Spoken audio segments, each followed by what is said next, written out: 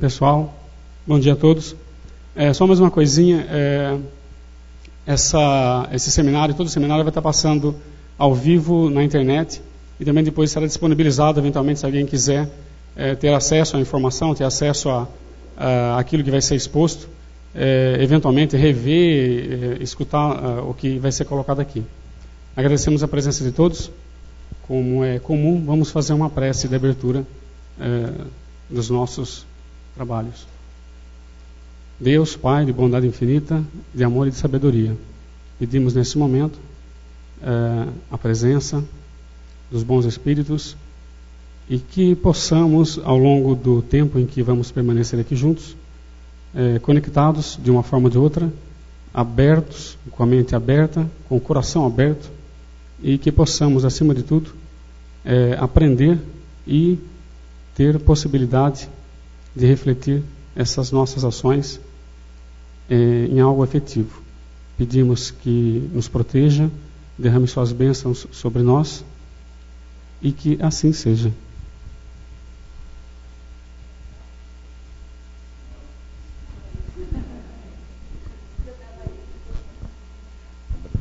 Bom dia. Uma pequena correção, uma dúvida e alguns avisos elementares. Primeira correção, nossos módulos são de 1h30. Então ela disse que o intervalo é 10h30, mas vai ser ali por volta das 10 e pouquinho. Segunda, eu fiquei preocupado porque eu não tenho nem crachá, nem verde, nem laranja. Eu não sei o que querem fazer comigo na hora do almoço.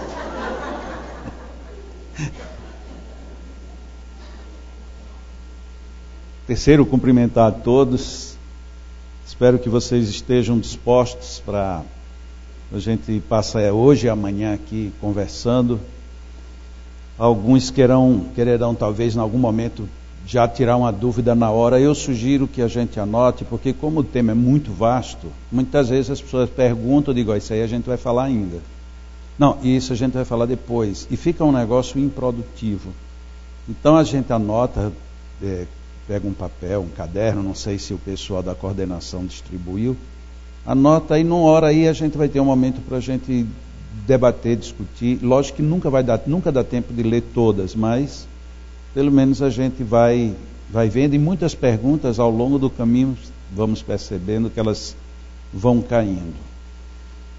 Depois, este seminário que nós vamos fazer aqui hoje e amanhã, lá na minha instituição, lá em Natal, nós fazemos isso em 3 finais de semana. Então são 3 sábados e 3 domingos. A gente vai fazer aqui num só. Dá para perceber que é super resumido, reduzido, não tem tempo para muita coisa. Porque lá em 3 finais de semana, quando termina, muita gente continua indo para ir fazer uma parte prática real na nossa própria instituição. Isso não será possível porque o tempo a gente ainda não consegue enlarguecê-lo como a gente gostaria. Então alguns assuntos eu vou passar muito rápido, outros mais lento, mas sempre tem prejuízos porque a matéria é muito vasta, muito mais do que o que a gente imagina. E como aviso inicial, eu costumo dizer bem claro algo que as pessoas às vezes que pegam um seminário no meio do caminho, que não vai ver essa parte que eu vou dizer agora, às vezes não vai entender em determinados momentos o porquê que eu não falo nos espíritos, ou praticamente eu não falo nos espíritos nesse seminário. Porque talvez esse tenha sido um equívoco nosso. A gente começou a colocar que os espíritos fazem tudo. Na hora que eles fazem tudo, a gente faz o quê? Nada. Porque o contrário de tudo é nada. E aí a gente entregou aos espíritos para fazerem tudo e a gente se eximiu de qualquer responsabilidade, de qualquer cuidado, de qualquer empenho individual. Nesse seminário eu faço exatamente o contrário. A gente parte do princípio, vamos imaginar que não tem espíritos nos ajudando. Se não tem espírito nos ajudando e a gente precisa fazer alguma coisa, então eu tenho que tirar de mim. Porque se eu conseguir fazer bem feito a minha parte, óbvio que para os espíritos ficou muito mais fácil, ficou muito mais fluente e talvez muito mais repercussivo e objetivo. Então, por favor, não entendam de que eu não acredito nos espíritos. Eu acredito tanto que eu quero que a gente se prepare para que eles trabalhem melhor. quê? Se a gente entende isso, a gente entende muitas coisas. E uma última notícia assim, de cuidado que nós devemos ter, é porque vamos mexer em muitas casas de maribondos. Por quê? Porque nós estamos acomodados há muito tempo. E quando eu estou falando nós, eu estou falando nós, os espíritas em geral. Nós estamos profundamente acomodados. Até o dia em que a gente cai numa pior, ou alguém muito próximo que a gente ama muito cai e a gente vê que o que a gente achava que era bom é totalmente insuficiente e às vezes ineficiente. Só que aí a gente já não tem mais tempo para reparar os males ou melhorar a nossa atitude, porque aí já estamos com o caso na mão. Imagina, de repente, você acha que um passe qualquer resolve tudo, aí um filho seu entra numa doença grave. E você agora quer descobrir quem é que vai resolver, porque você não resolve. Mesmo que você já aplique passes há 30, 50 anos, você percebe que deveria ter aprendido alguma coisa a mais. E no nosso meio espírita, a gente foi meio que traído com algumas frases. Uma delas é essa de que os espíritos fazem tudo. Isso é uma traição. Porque que se os espíritos fizessem tudo, então eles não fazem quase nada. Porque a gente passa por tantas perrengas, a gente vai a tantos centros, a gente busca tanto e recebe tão pouco, então esses espíritos são fracos. Isso para a gente usar de lógica. Por favor, não estou querendo dizer que sim nem que não, mas só para a gente raciocinar logicamente. Se eles fazem tudo, então por que eles não fazem? Se eles fazem tudo, por exemplo, por que eles ainda não curaram a AIDS? Por que tem que a ciência desenvolver mecanismos para defender contra o vírus HIV? Por que os espíritos não já... Não, era tão simples, eles vinham de lá para cá, incorporavam o médico e diziam, a fórmula é essa, está resolvido. Por que eles não fazem isso? O próprio Allan Kardec nos coloca isso muito claramente no livro dos médiuns, quando ele diz, no livro dos Espíritos, a ação do mundo espiritual não visa suprimir do homem o seu trabalho de estudo e de pesquisa, e sim ajudá-los a desenvolver. Só ajudar a desenvolver, ele só ajuda quem está querendo desenvolver. Se você não está num processo de desenvolvimento, está tudo travado. Então, é importantíssimo que a gente saia de algumas coisas que foram colocadas que não são boas. Uma outra coisa que não é boa no meio espírita é nós falarmos de merecimento. Porque merecimento é a maior desculpa que a gente tem para não fazer as coisas. Você aplica um passe, a pessoa não ficou boa. Não ficou por quê? Porque não teve merecimento. Na hora que ela não teve merecimento, o problema é dela, então eu não tenho mais que me preocupar com isso. Mas na hora que eu pensar diferente, ela merece. O que ela não merecia era ter um passista da minha qualidade. Aí eu vou ter que ser o passista que ela merece. Aí eu inverto o polo. Eu preciso estar do outro lado. Eu preciso ser ou o que merece ou o que dá a condição do merecimento. Porque é muito cômodo chegar uma pessoa doente para nós e nós dizermos, não, esse caso aqui não tem jeito, isso é de outra encarnação. Eu costumo colocar perguntas que complicam nossa mente. Se o problema seu agora é de outra encarnação, então para que é que Deus mandou você vir para essa encarnação se não tem jeito? Então Deus está tonto na história. Se Ele lhe mandou com resquícios de uma encarnação para outra, é porque nessa outra você vai ter que encontrar pelo menos melhores caminhos para sair do problema em que você se meteu. E não para você continuar nele. Mas aí a gente pega os argumentos e fica preso a um argumento equivocado. Quantos argumentos equivocados a gente tem? Um outro. Na casa espírita, ela tem a direção, ela tem que tomar atitudes administrativas. É necessário, toda casa tem sua linha administrativa. Mas isso tem que ser claro que isto é uma posição administrativa e não confundir com a própria doutrina. Um exemplo. Muitas casas espíritas dizem, você não pode escolher o passista. Aí alguém pergunta, por quê? Resposta clássica, porque todos os passes são iguais. É verdade isso? Não é, cada passe é diferente um do outro. Então diga, não pode, porque administrativamente a gente definiu que não deve, acabou. É um problema administrativo. Não diga que é porque os passes são iguais, porque não é isso, é uma mentira. é um argumento falso. Não vou dizer mentira, é um argumento falso. A gente tem medo de assumir a postura. Eu, como dirigente, digo, não pode isso. Mas por quê? Porque eu, como administrador, não permito. Acabou. Se você gosta ou se você não gosta, isso é um problema administrativo. Agora, eu encontrar uma desculpa doutrinária que nem doutrinária é, a gente falseia e leva à descrença das pessoas. Quando eu era menino, que eu frequentava, quando menino, a Federação Espírita do Estado. E eu entrava na cabine, aí eu ficava olhando, eu disse, você que vai aplicar? Não, eu não quero, eu quero aquele outro. Mas isso criava um problema enorme, porque eu não podia escolher, mas eu escolhia. E aí vão e levam para minha mãe vem falar comigo, meu filho, você sabe que não pode? Eu disse, não, eu sei que dizem que eu não posso, mas que não pode eu não sei. Ele disse, mas você é atrevido. Eu digo, não. Por que é que eu não posso escolher? Ele disse, porque todos os passes são iguais. Eu digo, são todos iguais? E ela caiu na bobagem de dizer, sim. Eu digo, se são todos iguais, então eu posso escolher, porque todos são iguais. Mas não são iguais? São, então eu quero o igual daquela pessoa e não o igual dessa. Não são iguais? Se são iguais, qual é o problema de eu escolher? Agora, por que são iguais e com o passe daquele eu me sinto bem, com o passe desse eu não me sinto bem?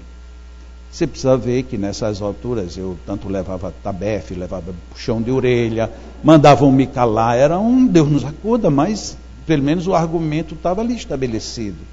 E minha mãe tinha que repensar, na próxima vez que eu perguntasse, porque eu perguntaria de novo. Eu não me dava por vencido muito fácil. Eu sempre lá na frente voltava. Porque são argumentos que estão falhos em si próprio. E a gente usa isso no dia a dia. Você tem um filho que está começando a entrar na adolescência, você diz para ele que, olha, cuidado com as drogas, que isso é muito ruim. Esse é o pior argumento que você pode usar para um filho, porque ele vai provar e vai descobrir que não é ruim. Ele vai descobrir que é bom, e você passou por mentiroso. Quando ele se vicia, que você quer tirá-lo, aí não adianta mais. Não entre nas drogas, porque é muito bom. Quem entrou em droga sabe que é muito bom, e esse é o perigo, porque se fosse ruim, ninguém entrava. Então a gente usa muitas vezes argumentos errados, querendo fazer as pessoas fugirem do certo. Não aceite que você procure outros passistas, porque a norma da casa é esta. Não, mas quando é que eu discuto essa norma da casa? Um dia você peça que leve para uma reunião de diretoria e peça para os diretores resolverem. Isso não é um problema de magnetismo nem de passes. Isso é um problema de ninguém que está querendo assumir. Não, mas é assim porque sempre foi. Então, sempre foi errado. Está na hora de corrigir. Tem um amigo que o pai dele era engenheiro civil e era construtor de pontes. E logo que ele se formou, ele foi cuidar de uma ponte no interior do estado de Pernambuco. E quando ele foi pegar a obra já estava em andamento. E quando ele chegou, estavam colocando, quem é da área sabe o que são os ferros negativos de uma ponte. E quando ele olhou, chamou o mestre de obra e disse, me diga uma coisa, o que você está fazendo? Ele disse, estou colocando os negativos, doutor. Ele disse, mas está tudo errado, não é assim. Ele disse, pois faz 20 anos que eu coloco desse jeito. Ele disse, pois faz 20 anos que você faz errado, vamos começar a aprender agora. Muitas vezes isso acontece. O problema é que a gente se acomodou, e a acomodação é terrível. Ontem, enquanto conversava com o José, a Vilma e a Renata, nós estávamos falando rapidamente dessa visão, de que uma coisa difícil na nossa vida é abrir a cabeça. A gente pensa que é fácil, mas é muito difícil. Porque na hora que eu digo alguma coisa que contraria, a gente se fecha. Ele disse, agora eu quero ver o que é que ele vai dizer. Já fechou. A gente já não vai ouvir o próximo passo. Enquanto eu começar a falar outro assunto, você ainda está naquele. Então você não aproveitou aquele, nem vai pensar no próximo. E se for para abrir o coração, que aí é que a gente pensa que é fácil, é muito mais difícil. Allan Kardec e os espíritos foram tão inteligentes de um jeito que eles disseram que nós estamos aqui encarnados para o desenvolvimento, vocês lembram do quê? Intelecto moral. Se nós fôssemos dizer isso hoje, nós diríamos que era o desenvolvimento moral e intelectual. A gente inverteria e faria um péssimo negócio. Porque a gente já tentou fazer essa inversão e a gente não consegue. Porque ainda é mais fácil a gente ter um desenvolvimento intelectual e depois vir o moral, do que a gente querer já ter a moral e depois querer aprender como é que isso funciona. Não, mas eu conheço, todo mundo conhece no meio espírita, Chico Xavier, que veio desenvolver a parte só moral, escuta ele falar. Vê quanta intelectualidade profunda tinha em tudo que ele dizia. Ele era tão profundo que quando ele queria dizer alguma coisa mais forte, ele disse, o Espírito Emmanuel já me ensinou. Para ele não dizer que era dele, para que ninguém percebesse, e por outro lado, para ele não aparentar vaidade. Tudo ele jogava nas costas de Emmanuel, mas tudo que era bom. O que era ruim ele dizia porque eu sou um cisco. Isso é um nível de intelectualidade lá em cima. Ele já veio preparado porque ele já se preparou anteriormente. E quando a gente estuda o Livro dos Espíritos, lá diz, primeiro vem um desenvolvimento intelectual e depois o moral que lhe acompanha, nem sempre de perto. Estamos falando do livro básico da doutrina espírita. Só que a gente vai se esquecendo de tudo isso. A gente quer que as pessoas cheguem na casa espírita, primeiro trabalhem a parte moral, para depois a gente ver o que vai acontecer. E a gente não se dá conta de que isso não funciona. E não funciona não é porque a gente não queira. Não funciona porque parece que a natureza não anda desse jeito. Uma planta nasce e aí ela começa a sofrer vendavais. O que acontece? Ela começa a fortalecer a raiz para não ser arrancada. Mas se vier um vendaval muito forte que ela nunca pegou, o vendaval leva, porque ela não conseguiu produzir uma raiz para suportar aquele vendaval. Ou seja, ela primeiro desenvolve a sua própria necessidade de adaptação para depois suportar tudo que vem. Isso, se a gente leva para o reino vegetal, é o desenvolvimento intelectual para seguir o desenvolvimento moral, comparativamente falando. Nós queremos inverter isso não é bom. A gente vai ver algumas situações aqui que são extremamente valiosas para a nossa reflexão. Mas tudo isso eu estou dizendo para pedir que vocês abram a cabeça. Porque se vocês não abrirem a cabeça, muito mais difícil vai ser abrir o coração. E não adianta ficar com raiva de mim. Ter raiva de mim é perder tempo, porque depois da manhã eu vou embora. Vocês vão ficar com raiva de coisa nenhuma, porque eu fui embora. Se pelo menos eu disser tudo o que eu disser, vocês não gostarem eu ficar aqui, vocês me pegam no portão, me pegam lá na esquina, vocês me pegam mas eu não vou ficar aqui. Então vocês vão ficar com raiva de mim por quê? Não tem. Se alguma coisa incomodou, é porque essa alguma coisa precisa ser trabalhada, nem que seja para ser preservada, ou então para ser adaptada. Mas eu não vim para brigar com ninguém. Agora também não vim para ficar calado, porque para ficar calado eu estaria em casa agora. Para não dizer o que eu aprendi, tampouco serviria. Uma vez eu recebi um convite de uma instituição muito grande, e eu até me admirei porque eu sabia que aquela instituição não aceitava quase nada do que eu falava, mas me convidaram. Quando faltava um mês, aí um dirigente me telefonou, olha, você está vindo, já estamos programando, vamos começar a lançar os cartazes, mas antes de lançar eu queria conversar com você sobre a programação. Pois não, o que você quer conversar? Bom, este assunto, técnicas você não pode falar. Este assunto, centros de força, você não pode falar. Este assunto me relacionou 4 assuntos. Terminou, ele disse, está certo assim? Eu disse, não está certo, eu quero saber então o que é que vocês querem que eu vá fazer aí. Não, você chega aqui e você vem dizer que somente isso é suficiente. Eu digo, não, para ir dizer isso eu não vou. Não, mas olha, você entende, as pessoas já estão na expectativa, nós gostaríamos que você dissesse que é assim. Eu digo, eu vou e digo o que você quer, mas tem uma condição. Eu tenho um momento, o tempo que eu tenho à disposição, você me dá o mesmo tempo para perguntas e respostas. Só que as perguntas e respostas serão ao vivo, sem ninguém filtrar nada. Quem fizer por escrito, entrega na minha mão, e quem levantar a mão, eu dou a palavra. E aí o que me perguntarem, eu respondo. Tá bom assim? No outro dia ele me telefonou, disse que a diretoria vai repensar, que depois me convida, e nunca mais me convidou. Ou seja, tudo bem, é uma defesa deles, eles querem aquilo, mas se querem aquilo, para que me querem? Para eu dizer a mesma coisa, não preciso eu ir. Eu não tenho por que sair de casa para ir para um centro que simplesmente quer ficar com a sua própria ideia. Você já tem sua ideia, é boa para você, então para que você quer trocar? Fique com ela. Mas você quer que eu vá lhe dar aval? Não, eu não vou dar aval, nem vou ser contra você, eu vou falar do que eu acho. É importante que a gente tenha a mente aberta. Sem mente aberta a gente não vai a quase lugar nenhum. Isso é muito complicado.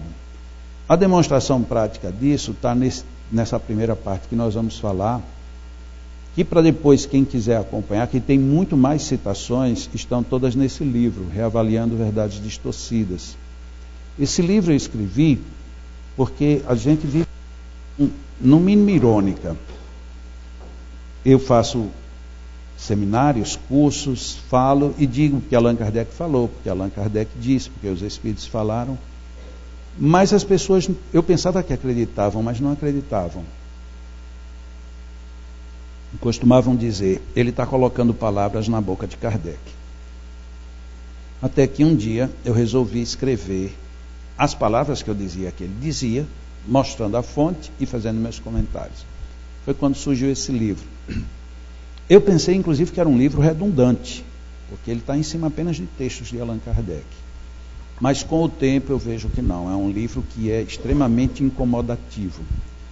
As pessoas à época, quando eu saí o livro, que eu sabia que não concordavam com o magnetismo, eu fiz questão de mandar o livro autografado e pedir que a pessoa dissesse algum tipo de comentário. De todos os livros que eu enviei, de 2 pessoas eu recebi a resposta: obrigado, recebi, mas não comentou. E é uma coisa estranha, porque se você é contra, e eu agora estou lhe dando o argumento, e você agora não tem mais contra-argumento, então a coisa complica, não para mim, mas complica para você que está pensando diferente. E a vantagem do Reavaliando, desse livro, não é a minha opinião. Lógico que tem a minha opinião o tempo todo, mas o valioso é o texto, que é o texto de Allan Kardec, que nós vamos dar uma passeada aqui nele, para ver o que a gente vive. No meio espírita a gente vive hoje esse momento, o momento das guloseimas. A gente está cheio de que os espíritos fazem tudo, a gente está cheio de que Deus é bonzinho, a gente está sabendo que tudo é doce e maravilhoso, mas excesso de açúcar entope veias, complica pâncreas, daqui a pouco a gente cai no bendito diabetes. E depois está no diabetes, aí a gente vai ver o que é complicação. É mais ou menos hoje o estado do espiritismo em termos metafóricos. O movimento espírita hoje está diabético. Tem muita coisa boa, mas não pode comer. E para comer tem que primeiro tomar uma insulina para poder suportar. Porque a gente exagerou. Jesus diz: vosso Pai que está nos céus, porque Ele faz nascer o sol sobre os bons e maus e fazer chover sobre justos e injustos. Bom, se isso é verdade, se Jesus falou certo, então por que a gente quer ser tão diferente? Tanto faz se a gente é bom ou justo, se a gente é mau ou injusto. Todos nós estamos sob o mesmo sol, sob a mesma chuva. Quem é que está estabelecendo as diferenças? Somos nós. E aí a gente começa a separar as pessoas por classes, por categorias, por níveis, e o pior de tudo, por zonas de merecimento. Quem somos nós para dizer que alguém merece ou que não merece? Tem pessoas que não abraçam outro tipo de pessoas, porque são feias, estão mal cheirosas, são pobres, são de outra cor, são de outra religião. Ok, mas Deus dá chuva e sol para todos. Então, em princípio, somos todos iguais. Mas não nos tratamos como iguais, nós nos tratamos sempre como pessoas muito diferentes umas das outras. Na introdução do Livro dos Espíritos, aquele que está de posse da verdadeira de sabedoria tem de isolar do corpo a alma para ver com os olhos do Espírito. É o que ensina o Espiritismo. Ou seja, a gente tem que abrir cabeça. Porque se a gente não tiver olhos da alma e olhos do corpo, a gente não vai ver muita coisa. Então eu peço muito que a gente reflita nisso tudo para que a gente aproveite. E aproveitar a vida.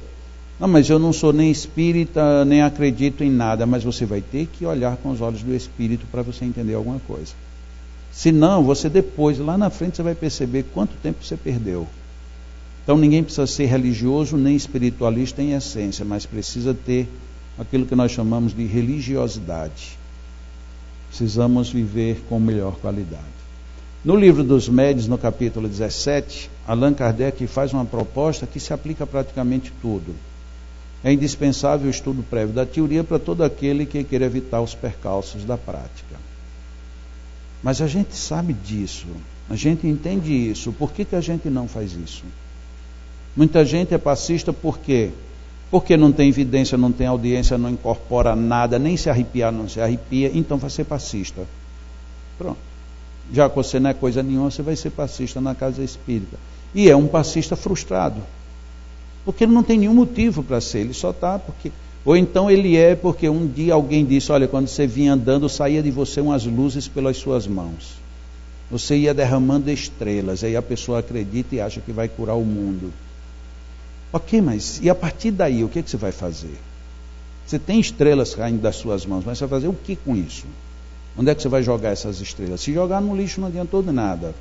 Se você joga numa pessoa que não recebe, também não adianta. Ah, mas eu não sei quando a pessoa recebe ou não. Se ela não recebeu, é porque ela é mal agradecida. Sim, e você é um desperdiçador de energias. Então você também está descompensado. Para tudo isso, a gente pergunta, e como é que eu vou saber que eu dou, que eu estou dando o bem, e que a pessoa está recebendo, e que ela merece, e que ela não merece? Veja que a gente cai de novo na cadeia.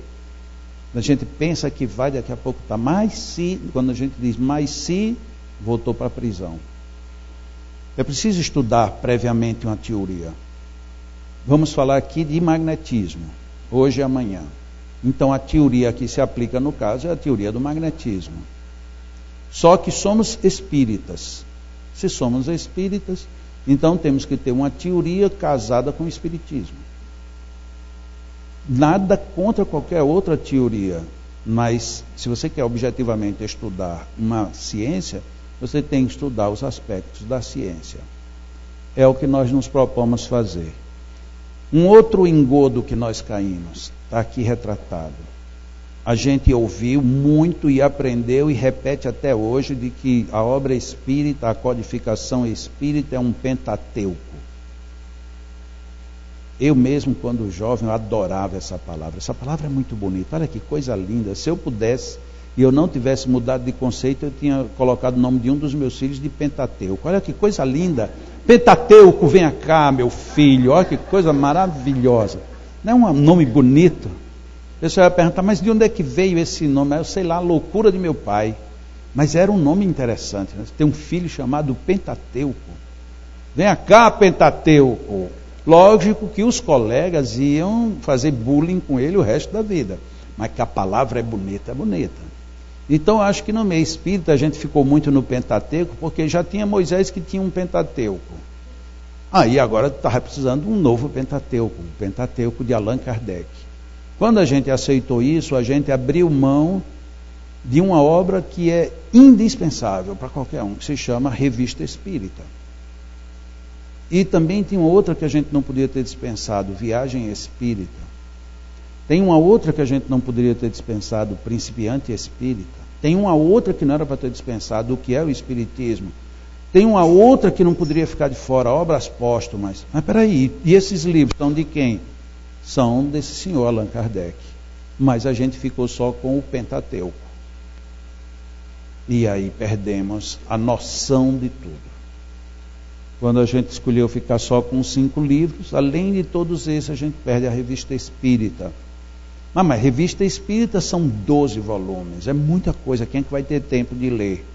Eu fico pensando, quando eu não tenho tempo de ler Revista Espírita, eu penso em Allan Kardec como desocupado, porque ele escreveu.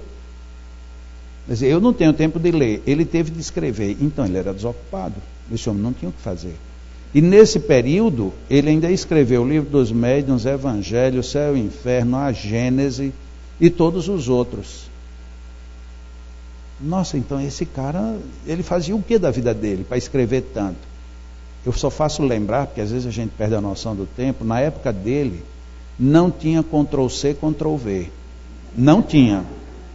Então, era para quem mexe com o computador sabe do que eu estou falando. Então, se você tinha que escrever, você tinha que escrever mesmo. Não era você copiar daqui e colar, não. Era complicado. Ele escreveu a Revista Espírita, nunca falhou um único número sequer. Por que a gente não tem condições de ler? Por quê? Porque as novelas não deixam, né?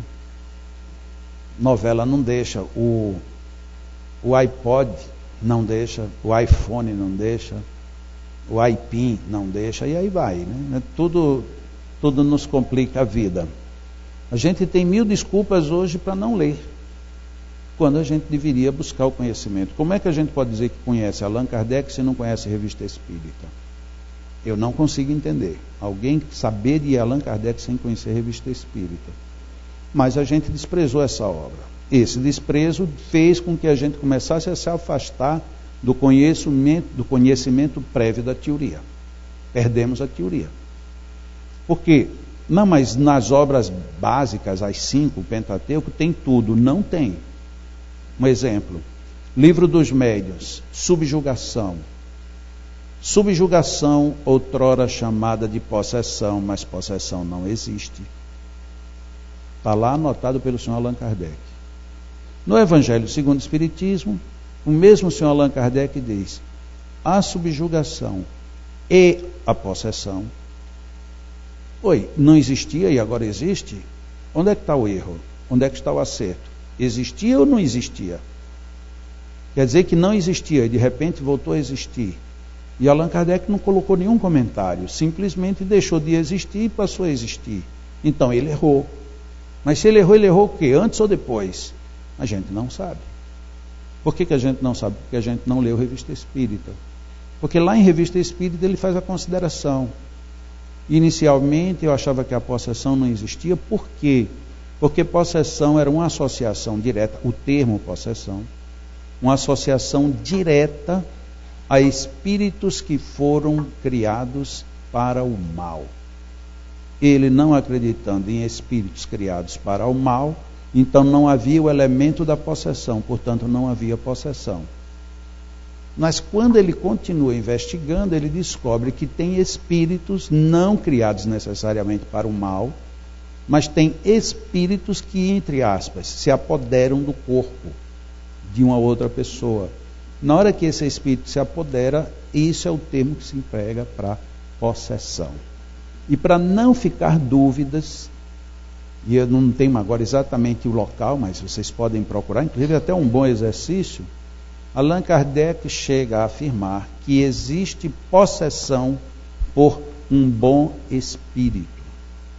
Possessão produzida por espírito superior.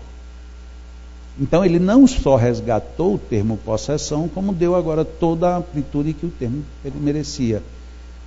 Quando a gente tira a Revista Espírita, esse assunto vai embora junto. Porque a gente não sabe de onde foi que ele, nem como, nem quando, nem por que ele revogou o que ele tinha escrito no Livro dos Médiuns. Então é necessário que a gente conheça bem a teoria, no momento, teoria espírita. Depois da teoria espírita, já que estamos lidando com magnetismo, aí entramos na teoria agora magnética, propriamente dito. O pai do magnetismo moderno, Mesmer, que, como eu já falei ontem, já falei em muitos lugares, Mesmer foi traduzido todas as suas obras por Paulo Henrique de Figueiredo, mas só que essa obra esgotou. Há uma previsão de que esse livro vai voltar à circulação. E como é que esse livro esgotou? Era um livro muito volumoso, e de repente esse livro acabou e teve uma edição grande, pelo que Paulo me falou. E acabou o livro desapareceu. A gente diz, nosso espírita agora ficou doido por ler. Mentira, quase nenhum espírita comprou. E para onde é que foram esses livros? Psicólogos, psiquiatras, pessoas de outras ciências, quem estuda hipnose, todo mundo quando soube que tinha tudo de Mesmer traduzido, foi lá e já tomou conta. Ninguém conhecia no Brasil as obras de Mesmer. Olha que coisa absurda. Não conhecíamos a obra de Mesmer. Paulo Henrique de Figueiredo publica tudo num livro só, e o espírita que deveria ter ido lá e pego, o espírita dançou. Tem hoje uma versão que, se você vasculhar bem, souber mexer, você consegue uma versão escaneada dele, digitalizada, mas mesmo assim não está de boa qualidade. Portanto, deve ser uma edição pirata. Mas pelo menos tem já para alguém ir lá e pegar. Mas é um livro que é bom a gente ter ele em papel na mão.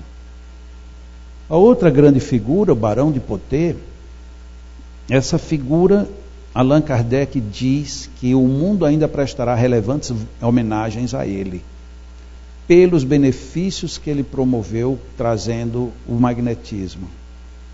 O Barão de Poté. Barão de Poté em 2011.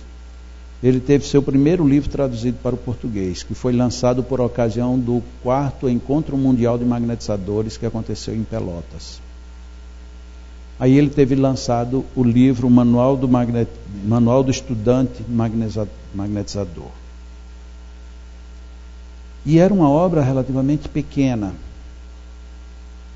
Esse livro tem uma dificuldade enorme de distribuição, porque ele é produzido numa instituição lá em Pelotas, que não tem esse livro distribuído nacionalmente, e é um livro difícil de a gente encontrar. Eu, inclusive, acredito que nem tem aí, porque como esses livros eu tinha mandado para Valinhos semana passada, e lá em Valinhos o pessoal parece que já pegou todo, que era um resto que eu tinha. De vez em quando eu compro uns para quando viajar levar, porque eu sei que é difícil encontrar. Então o Barão de Poté lança esse livro. A gente tem esse livro do Barão de Poté lançado há 4 anos, há 3 anos. Quer dizer que a gente não tinha Mesmer, não tinha o Barão de Poté. Que coisa esquisita, a gente consegue fazer espiritismo sem essa teoria. Depois temos Marquês de Ponsegui, que foi quem melhor estudou o aspecto do sonambulismo, do magnetismo. Esse senhor aí ainda não tem nenhum livro traduzido. A nossa editora até o final do ano vai traduzir já está com ele traduzido, já está em fase de editoração, o melhor livro dele para o português, porque até hoje a gente não tem. Aquele lá de cima é Charles Lafontaine, o maior magnetizador com o poder de magnetizar pelos olhos, que esse mundo já conheceu, foi esse homem. Ele tem vários livros também, não tem nenhum traduzido para o português até hoje. E esse último aqui, o senhor Deleuze, que Allan Kardec chamava de O Sábio. Deleuze tem vários livros publicados, dentre os quais tem um que infelizmente está esgotado. Ele foi tirado numa boa edição também, foi tirado há 2 anos, e esgotou já a edição, mas está sendo providenciada a outra. Foi lançado por ocasião do 6º Encontro Mundial de Magnetizadores Espíritas, que aconteceu na cidade de Arraial da Ajuda, na Bahia. Deleuze, esse livro de Deleuze, ele aborda 2 pontos muito preciosos. Além de ele trata de tudo do magnetismo. Inclusive, quem já leu o Magnetismo Espiritual, de Michaelis, quando lê Deleuze vai entender de onde foi que Michaelis tirou a base toda do livro dele. Foi exatamente dessa obra do Instruções Práticas de Magnetismo de Joseph Deleuze. Deleuze ele trata de sonambulismo nesse livro e trata de dores. Isso mesmo, dores. Todo tipo de dor. Ele ensina há 200 anos como é que a gente tirava a dor das pessoas. E a mim fica um incômodo. Meu Deus, se há 200 anos esse homem já ensinava isso, e passa esse tempo todo e a gente ainda não sabe fazer isso, onde é que está o erro? Aí, se a gente quiser fazer a pergunta mais incômoda, sendo Deleuze considerado e apontado por Allan Kardec como sendo um sábio, e ele ganhando a unanimidade de todos os magnetizadores como o magnetizador mais generoso que esse mundo já viu, a própria FEB publica Magnetismo Espiritual totalmente fundamentado nas experiências de Deleuze. Olha que pergunta incômoda. Por que o meio espírita nunca traduziu essa obra antes? Quem é que está com medo do quê? O meio espírita não traduziu Mesmer, não traduziu Poté, não traduziu Deleuze, não traduziu Lafontaine, não traduziu Ponsegui, não traduziu Abade Faria, não traduziu ninguém. Estamos com medo do quê? Ou estamos querendo esconder o quê? Porque é muito estranho.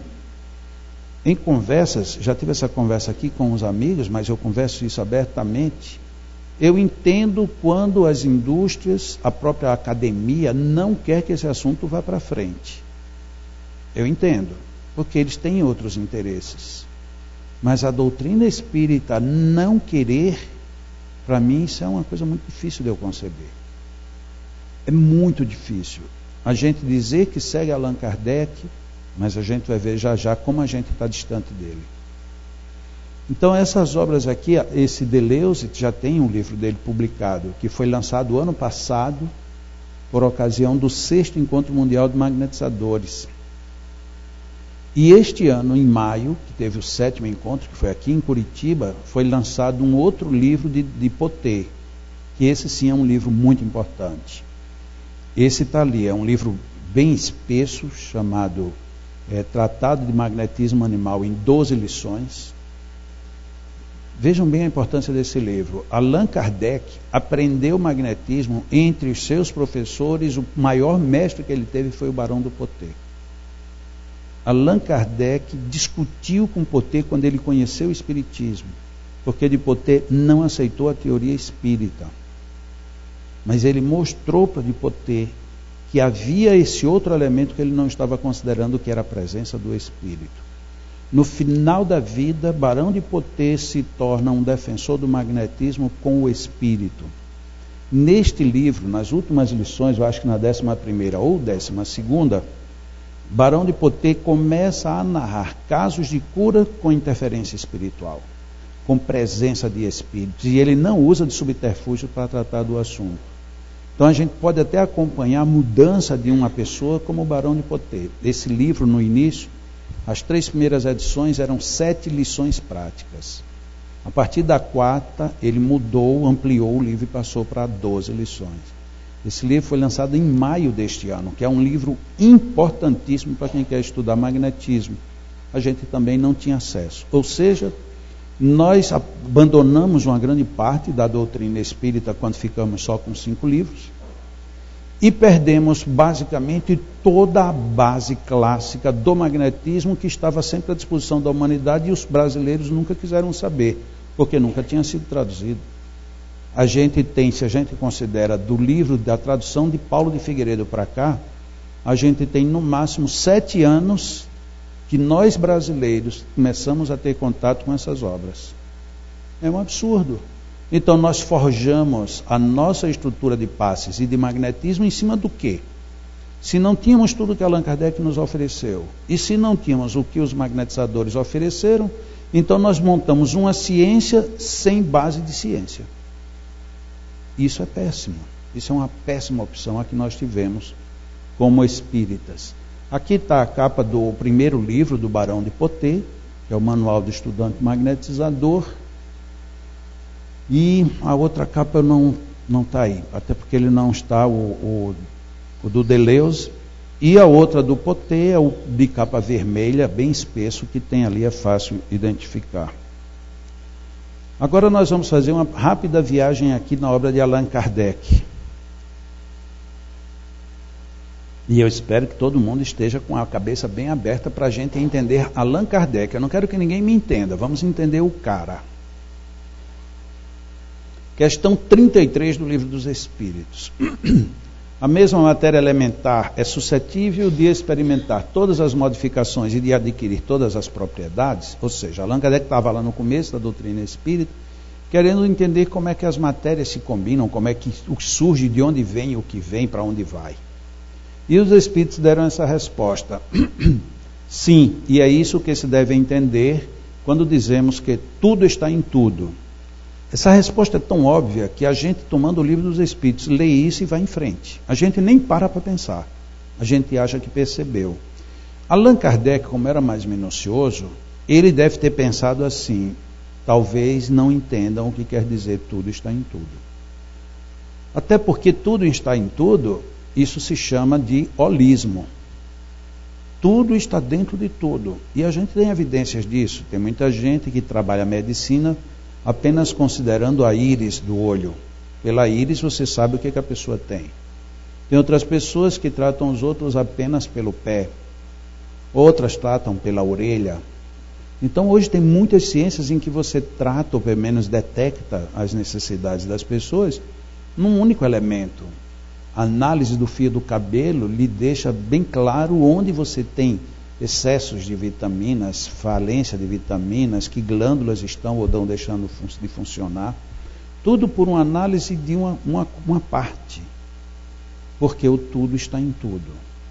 Mas o que Allan Kardec percebeu disso?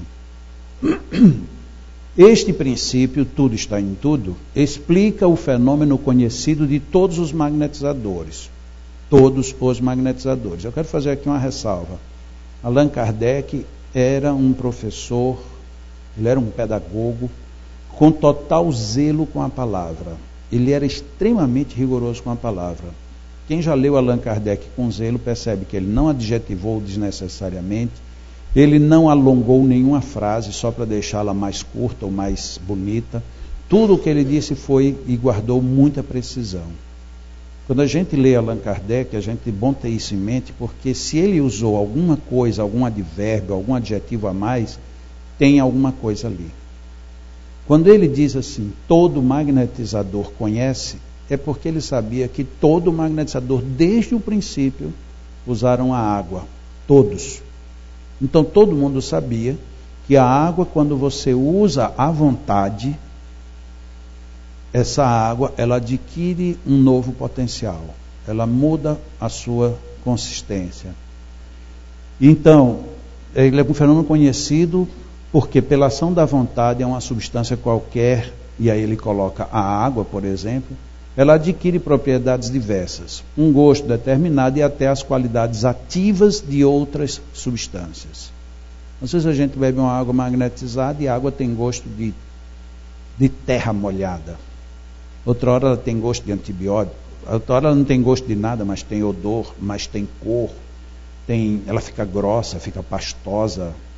De repente você bebe a água e parece que nem bebeu nada. Então a água ela muda muito dependendo da quantidade e da qualidade da magnetização. Então Allan Kardec começa a dizer que esse fenômeno todo mundo conhecia, mas não sabia de onde vinha. Ele começa a dizer de onde vem, a ação da vontade.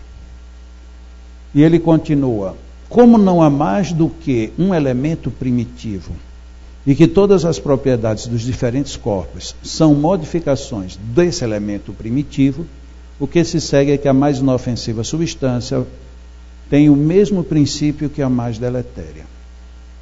Ou seja, ele abriu uma questão dizendo que os magnetizadores sabiam que pela vontade se modificava a água.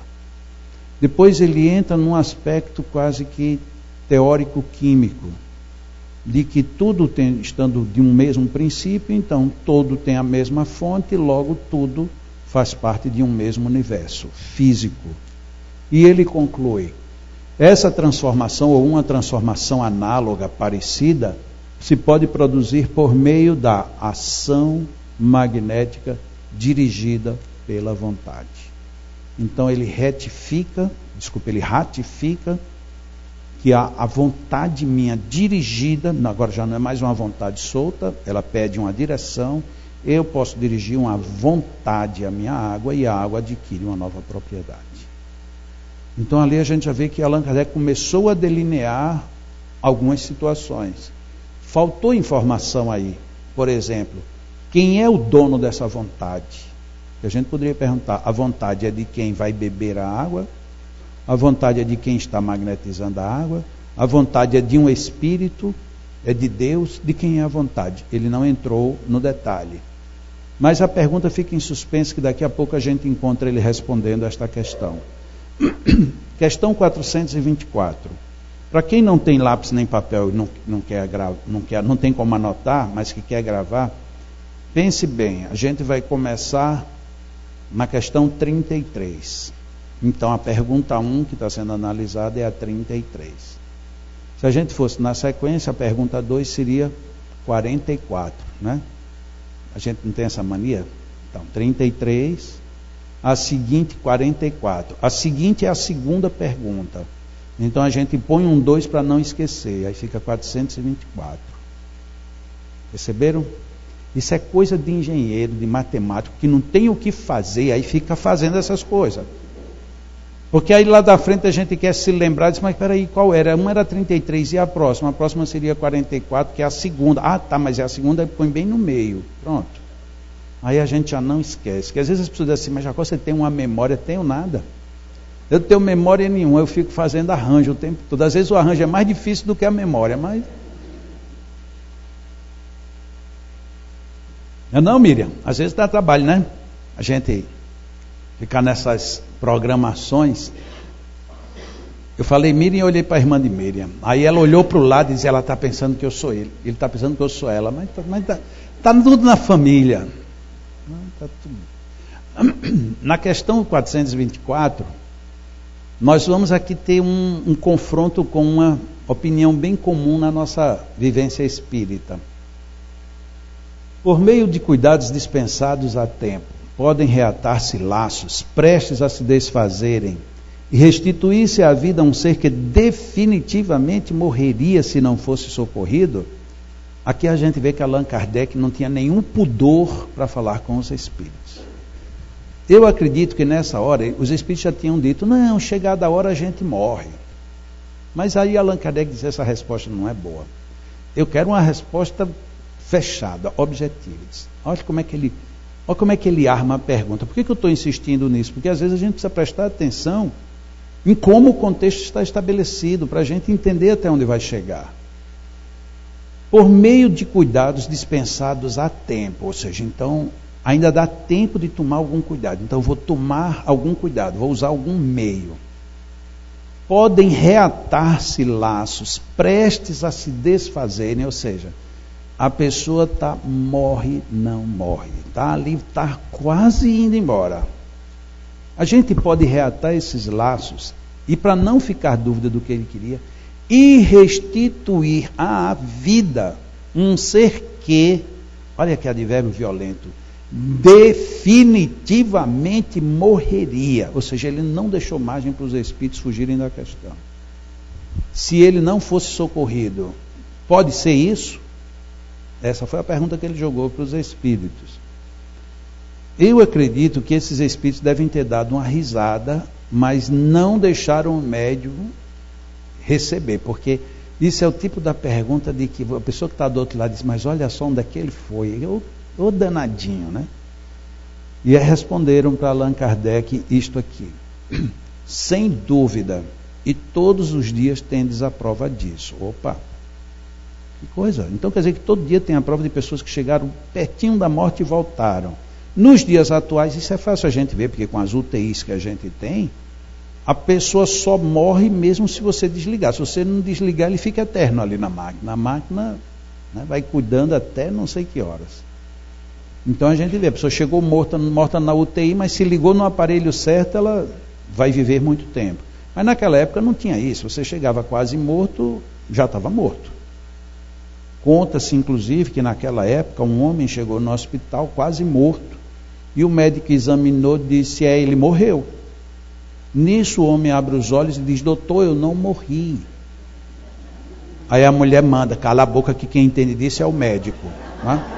Então você veja quanto amor tinha naquele casal, né? Um amor exuberante.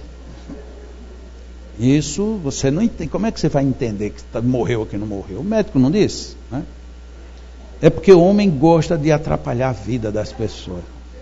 Se fosse uma mulher, ela sorriria e pronto, ia embora. Ela não discute. Mas o homem não, o homem fica ali querendo discutir que está vivo ainda. Olha, pode um negócio desse? E aí, a explicação dos espíritos. Isso é bom que fique bem claro. Allan Kardec ele perguntou, e os espíritos então disseram, o magnetismo em tais casos constitui muitas vezes, então não são todas as vezes, constitui muitas vezes poderoso meio de ação, porque restitui ao corpo o fluido vital que lhe falta para manter o funcionamento dos órgãos. Espera aí, tem alguma coisa errada, não tem? Porque a gente quando está na casa espírita, que aí ouve falar de moratória. O que é a moratória? A moratória é você morre e não morre, e aí os espíritos dão para você viver mais 2 anos, mais 5 anos, mais 10 anos de moratória. Quem é que dá? Os espíritos. Não é assim que a gente aprende? Aí Allan Kardec recebe 12 espíritos, dizendo que quem dá é o magnetizador. Não são os espíritos. Que coisa estranha. E por que é o magnetizador? Porque alguém pode querer ser precioso e dizer assim, mas ele não disse o magnetizador, ele disse o magnetismo. Mas na expressão tem que restitui o fluido vital Espírito desencarnado não tem fluido vital. Então, se alguém restitui o fluido vital, é quem está encarnado. Mas a gente não lê isso. A gente diz que são os espíritos. Não, mas você quer dizer então que não são os espíritos que ajudam? Ah, que ajudam sim. Que eles podem fazer com que alguém que tenha magnetismo vá lá fazer a visita e ajude? Sim. Que os espíritos podem conduzir os fluidos? Sim. Agora, quem dá o fluido é um encarnado. Então, quem dá vida a quem está morrendo é alguém que está com vida física. E aí a gente já começa a perceber que há uma diferença entre o que a gente diz e o que a gente lê. Allan Kardec diz uma coisa, a gente lê outra. A gente tem uma leitura esquisita. O meu pai, ele estava à desencarnação e eu tinha uma palestra para fazer. Minha mãe me telefonou dizendo: meu filho, venha ao hospital que seu pai está muito mal. E eu: mamãe, eu vou sair, que eu vou fazer uma palestra. Eu disse: olhe, venha ver seu pai. Já viu, né? Eu saí feito louco para o hospital. Cheguei lá, meu pai estava totalmente inchado, não funcionava nem rins, nem nada, não funcionava mais nada. Tubo para tudo quanto era lado. E ele tira o tubo para falar comigo, só que eu não entendia nada do que ele falava, porque a língua estava tão grossa que ele já não conseguia articular quase. Mas com sacrifício ele diz: meu filho, me leve para casa. E eu digo: pai, não dá para levar. Diz: me leve para casa. Eu telefonei para o cardiologista, muito amigo, e perguntei a ele: e aí, o que é que você me diz? Ele disse: ó, Jacó, se você tentar tirá-lo, no que você tirar da cama, ele morre ali mesmo. Ele não tem a mínima condição. Isso era um sábado à tarde. E tenho que lhe dizer: até segunda-feira você enterra o corpo do seu pai. Então, ele estava realmente no final da vida. Mas, por desencargo de consciência, liguei para o pneumologista. O pneumologista foi ainda mais frio. Ele disse: eu pensei que você já tinha ligado para dizer que seu pai tinha desencarnado. Lógico que ele diz morrido. Não, mas eu queria, ele está pedindo. Ele disse: não tem a menor condição. Você não chega com ele com vida na porta do elevador. Deixe seu pai aí.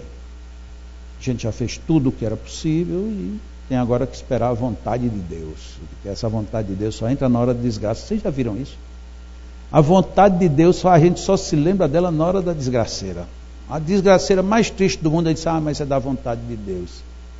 Na hora que a gente está num carnaval, aí as pessoas dizem: é a vontade do diabo. É um negócio tão complicado. O bom é do diabo e o que não presta a gente joga para Deus. Aí depois a gente fica com raiva quando pede a ele, ele manda as coisas erradas para a gente, né? A gente mesmo provoca. Porque não é verdade? A pessoa foi para uma festa, né? Foi lá para o São Tomé. Aqui não tem esse tal de São Tomé? Eu soube ontem. Exatamente. O pessoal entende. Eu era que não entendia, mas o pessoal aqui já entende. Quem gosta do Santo Tomé já sabe onde é que é o Santo Tomé. Mas aí ninguém vai para lá, que ali é a casa do capeta. Venha para a casa de Deus. Você chega na casa de Deus, aí na hora que você entra, o pessoal, você vai dar um abraço, mas calma. Você vai perturbar o ambiente. Eu não sei porque que o Espírito Superior é tão incomodado. Ontem de noite aqui, quando terminou a palestra, não ficou num guia aqui dentro. Vocês perceberam? Começaram a bater palma, eles vão embora tudinho, não fica um. Eu já ouvi isso num centro espírita, não pode bater palma porque os espíritos vão embora. Eu digo: tá bom, então você entrar num metrô, você está perdido, você só entra desguiado, porque um barulho daquele não tem guia que fique junto de você. Se alguém no metrô pensar que tem guia, está perdido, porque o nível de ruído ali num avião, então, vocês já viram algum espírito guia dentro de um avião? Não tem, porque está muito barulho. Mas agora uma palma, mas aí a gente já tem, desculpa, não bate palma para não envaidecer. Que coisa boa. Você faz uma palestra, no final você não sabe se prestou, se não. Você não sabe de nada, aqui está todo mundo assim. Não cumprimente para o palestrante não ficar vaidoso. Aí a gente passa para ele e fala: Aí disse, meu Deus, o que foi que eu disse? A gente não sabe, é uma incógnita. Só existe uma lógica para a gente não bater palmas, é o risco de morte. Você está batendo palma, vem um mosquito na orelha e passar, se bater você mata o mosquito. É o único risco que tem palmas, né? Então, o pessoal não quer bater palma, não pode rir, não pode cantar, não pode tocar, é um negócio, ou seja, isso não é uma casa de Deus. Porque na casa de Deus a tristeza impera, né? Aí Jesus veio e bagunçou tudo, porque Jesus era revolucionário, né? Jesus não tinha o que dizer, porque tem horas que Jesus disse coisa que nem precisava ele dizer. Olha, ele diz, o reino dos céus se compara a uma festa. Pronto, desgraçou. E agora, como é que a gente faz? Você vai para uma festa, mas não vá porque o capeta está lá. Aí Jesus diz que a casa de Deus é uma festa. Aí como é que a gente vai para uma festa triste ou alegre? Se você está doente, você vai para uma festa? Não vai. Mas a gente só vai para o reino de Deus se a gente sofrer muito. Se doer demais, se a vida for uma miséria, uma desgraça, suporte, que aí você vai para o reino dos céus. Eu digo sempre, quem já ouviu alguma palestra minha já ouviu dizer isso. Eu, Jacoba Luiz de Melo, e podem anotar aí, que eu assino embaixo, eu não vou para o umbral. Não vou. Quem quiser ir, vá. Tem muita vaga lá, podem ir. E vai, você chega lá, diz, eu sou espírita, você entra na fila, não entra nem na fila, você passa direto. O umbral está assim de espaço para todo mundo. Eu não vou. E semana passada eu estava aqui em Valinhos e eu disse isso. E aí a dirigente de lá, muito minha amiga, não estou falando mal não, disse para ela que eu ia dizer. Ela no final ela chegou e disse, pô, Jacó, não concordo com você. Eu disse, por quê? Ele disse, porque eu mesmo como orientador aqui, quando eu dou minhas palestras, eu aviso ao público. Vocês se preparem, porque lá no umbral, eu digo, quer dizer que seu pessoal todinho vai para o umbral? Se vai porque eu vou, eu digo, tá bom, então vão acompanhando você, porque comigo não vai nenhum. Mas eu vou morrer de rir quando eu estiver lá e for lhe encontrar no umbral. Eu digo, você não vai me encontrar no umbral. Não tem o menor perigo de você me encontrar lá. O que pode acontecer se eu ir lá lhe tirar, porque você não merece ficar naquelas trevas. Aí você vai me ver, mas porque eu fui lhe salvar, porque eu mesmo não tenho nada a ver com o umbral. O que eu perdi no umbral? Fala sério, eu não perdi nada. Eu não sou uma pessoa cheia de vício, eu não sou uma pessoa que beba, não faço uso. Aí até há muitos anos, às vezes eu assistia novela, muito pouco. Eu assistia, a última novela que eu assisti, para quem sabe, foi Dona Xepa. Olha como já faz tempo. Mas aquela novela era tão boa, era tão lúdica, tão legal. E que quando terminou eu quis assistir a próxima. Quando foi começando a próxima eu vi que eu estava viciado. Eu digo, eu não quero vício na minha vida. Não quero. E deixei de assistir novela para não ficar viciado, porque aquilo vicia. E o engraçado é que você assiste e termina, mas não era possível ter terminado hoje. Aí você espera para amanhã. Quando chega no amanhã, não deu em nada. Aquilo é um negócio tão impressionante. Então eu não tenho nada desses vícios. Eu vou sair daqui para ir para o umbral.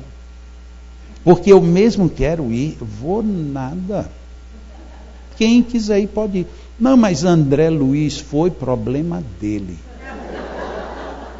Não tem nada a ver com André Luiz, nada. Mas ele era médico, ele não sei o que. Pois é, ele era médico, era gente boa, muito bom. Bebia, fumava, prevaricava com a empregada doméstica dentro de casa. Vá para o umbral, pode ir. Eu não faço nada disso, que diabo é que eu vou fazer no umbral? Mas tem espírita que fica com raiva da gente. Mas então quer dizer, e se eu lhe encontrar lá? Uma pessoa já fala com raiva. Você tem uma ideia? Eu falei isso nesse tom e brinquei muito. Aí na hora das perguntas veio uma pergunta por escrito. Eu fui lendo. Quando eu abri para ler, disse, você disse, desse jeito, você disse que não queria ir para o umbral. Aí eu nem terminei de ler. Eu digo, peraí. Eu não disse isso, por favor, corrija. Eu não vou para o umbral, não é que eu não quero, eu não vou. Você está perguntando errado. Porque as pessoas ficam incomodadas, a gente já tem um umbral, por que a gente não vai para lá? Mas eu sempre pensei que eu ia, então vá, meu filho. Mas você vai passar quanto tempo lá? Eu acho que eu ia passar uns 40 anos, pois arredonde para 50, fique lá. E lá 50 anos. Deve ser muito bom aquele negócio. E depois que passou o filme nosso lá, então aquilo ficou uma maravilha. Né? É lindo. Você já imaginou você ir para aquele meio de lamaçal daqueles? Aí a gente diz depois, Deus existe. Não, não existe. Para Deus me mandar para o umbral. Aí diz, mas isso aqui já é um umbral.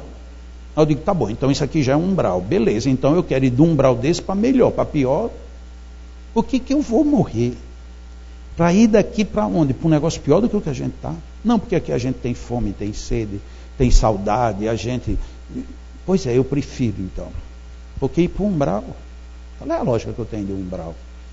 Mas a gente está sendo mal informado, ou mal formado. A gente está colocando o umbral como nosso próximo passo. Por mais que eu diga em tom de brincadeira, é sério. Eu não vou para o umbral, não. E se eu tiver de ir para lá, olha, Deus vai ter que mandar uma legião para me buscar. Mas tem que vir forte, porque senão eu dou drible em todos, eu não vou, não. O que eu quero ir fazer lá?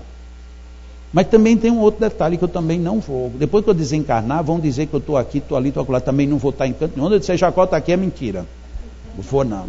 Porque aí vão fazer 1000 malacrias nos passes e vão dizer, não foi o irmão Jacó, mas é irmão Jacó do livro Voltei. Eu mesmo não, eu estou fora. Eu, depois que eu sair daqui, eu não quero nem saber, vocês que se cuidem. Né?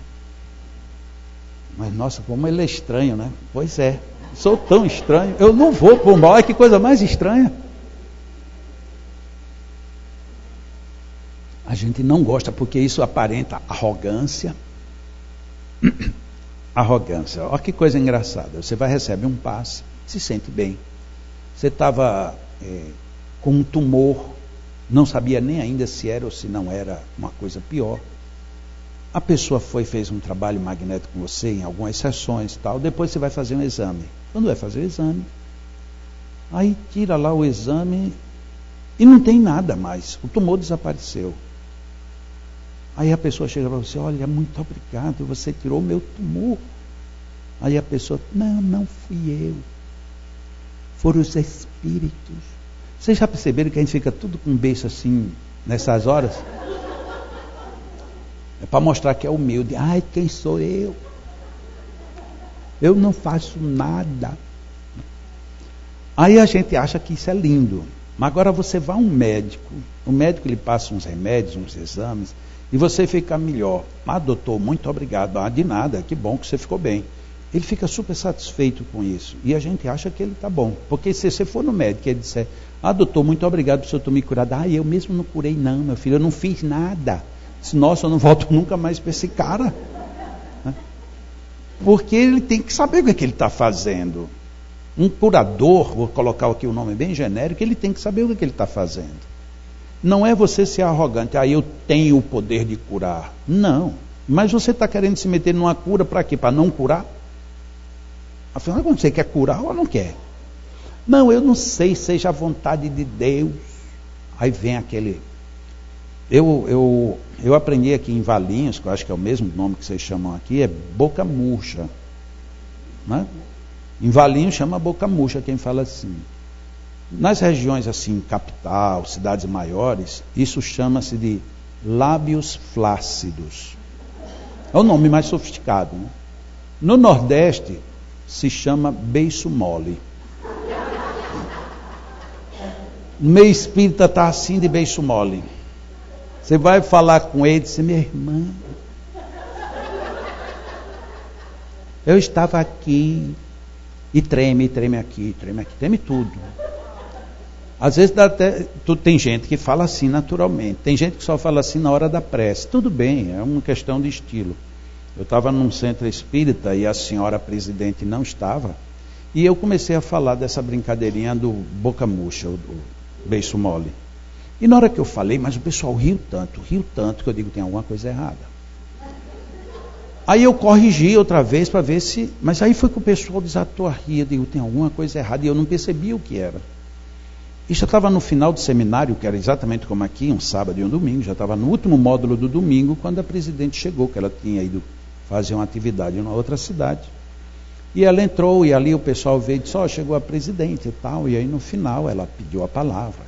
Agradeceu e falou da viagem dela, e falou com muita eloquência, né? Porque foi muito bom, ali eu fico feliz, porque os trabalhadores da casa estão aqui, eu já soube que foi muito bom, e ontem mesmo já me telefonaram e tal e tal, e agora nós vamos fazer a nossa oração. Jesus. No que ela fez isso, que eu olhei para o público, estava todo mundo assim. Estava todo mundo incorporando o preto velho. Todo mundo rindo, né? Eu digo, agora eu entendi por que o tal do beiço mole eu não deveria ter falado, porque...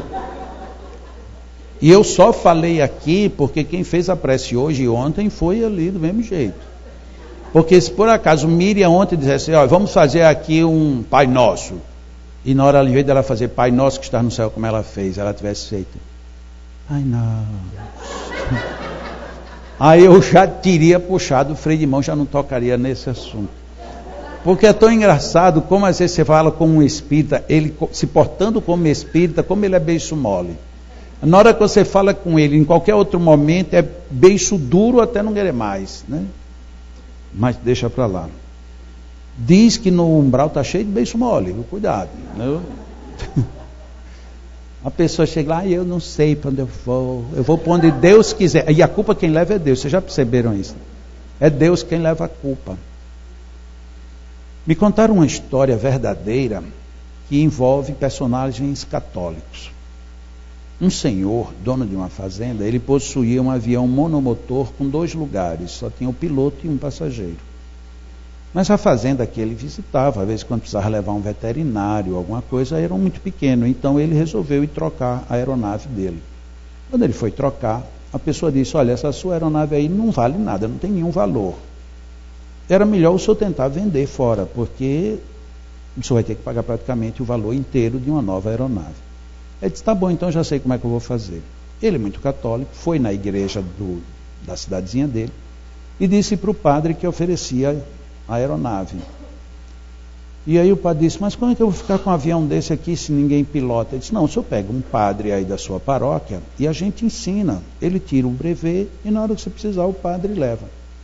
E aí tinha um padre recém-chegado, bem jovem, assim, parecido com Leandro, assim, um cara alto, jovem, então. E aí colocaram o Leandro para ir fazer, Padre Leandro, para ir fazer lá o curso. E ele aprendeu a pilotar. E de tempos em tempos vinha o arcebispo, era bispo, que visitava a região, e o bispo chegou e disse, olha, a gente tem uma novidade aqui, o senhor agora não vai precisar andar de carro aqui de paróquia em paróquia, a gente tem um avião, o padre Leandro aqui vai levar o senhor. Tá bom. E ele saiu, foi para outra cidade, e no dia que foi para outra cidade, o tempo estava meio estranho, meio esquisito, querendo chover, nuvens pesadas. Vamos, né? O bispo então, e aí, seu padre, como é que é? Ele disse, não, pode ir, fique tranquilo, eu já domino isso aqui, sabe? Isso aqui é um instrumento divino nas minhas mãos, então vamos embora. Então levantou o voo, o avião estava a meia altura, aí a nuvem foi pesando, o avião começa a jogar para um lado e para o outro. E o bispo sentado atrás disse, seu padre, disse, diga, seu bispo, seu padre, esse negócio aqui está feito. Disse, me deixe comigo, eu sei o que é que eu estou fazendo. E foi, e o avião jogou para um lado, deu outro tombo, um vácuo violento. E o bispo já começou a rezar, Jesus Cristo segura essa aeronave. Senhor, pelo amor de Deus, seu padre, como é que a gente está? Disse, deixe comigo que eu sei resolver. Não se preocupe, seu bispo, a gente vai chegar inteiro. E aí lá numa outra altura o avião dá uma queda de vez e o avião perde o controle. Diz, seu padre, o que é que o senhor está fazendo? Ih, seu bispo, vamos entregar a Deus. Sume, não faça uma desgraça dessa. Veja o que é entregar a Deus, como é perigoso, né? Nem o bispo aceitou o argumento. Entregou a Deus, enquanto estava na mão do padre, ele ficou quieto. Mas não faça uma desgraça dessa. Questão 483. Já viu que aquele 3 ali quer dizer que é a terceira pergunta, né? Então a primeira não tinha nada. Era 33. A segunda ficou no meio. A terceira já está na terceira posição. Está percebendo como é fácil? Então a segunda foi 44. Com 2 no meio.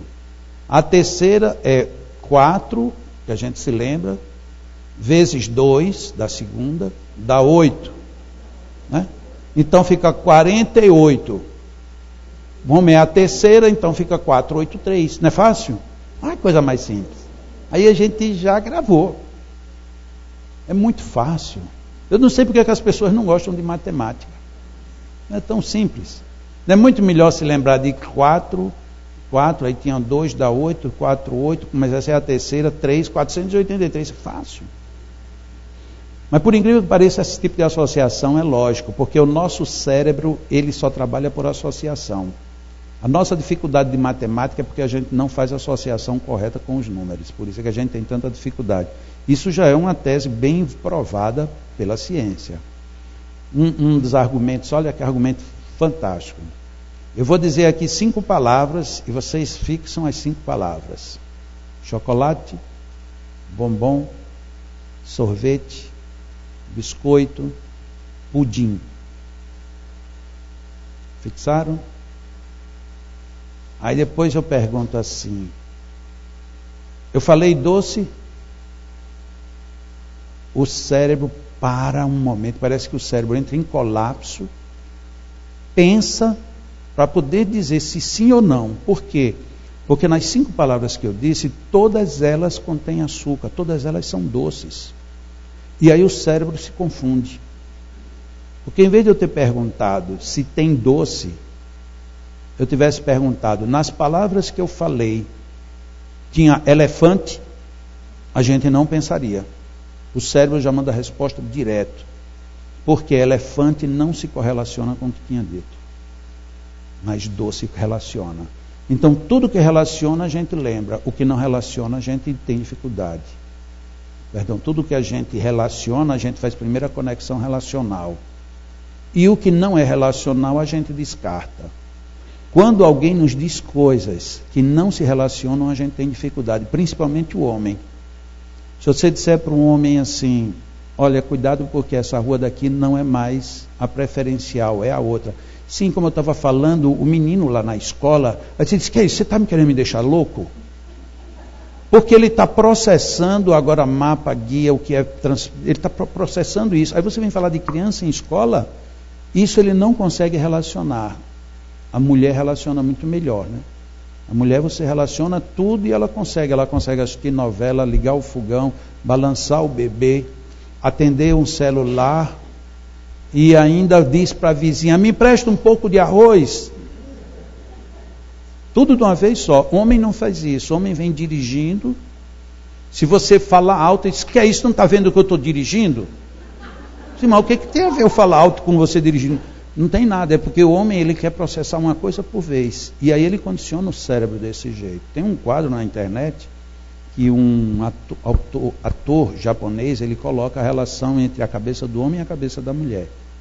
A cabeça do homem é feita de caixas, pacotes. Então ele tem vários pacotes. Então, eu agora estou no pacote do meu trabalho. E aí você não pode falar de outra coisa. Porque para você falar de outra coisa, ele tem que sair daquela gaveta e ir para outra. Então, eu agora estou falando da minha família. Você está falando da família, mas você despachou aquela mercadoria. Que mercadoria? Ele não processa, porque ele tem que sair da caixa família e ir para a caixa enviar mercadoria. Então, são caixas separadas. Enquanto que a mulher é uma rede, tipo internet, é tudo conectado. Então, ela correlaciona tudo muito rápido. Então, você pode falar do que quiser. E tem um momento que o homem não consegue entender isso, porque ele não consegue entender essas conexões. Por isso é que o homem não entende a mulher. E a mulher do homem, ela só não entende uma coisa, que se chama a caixa do vazio.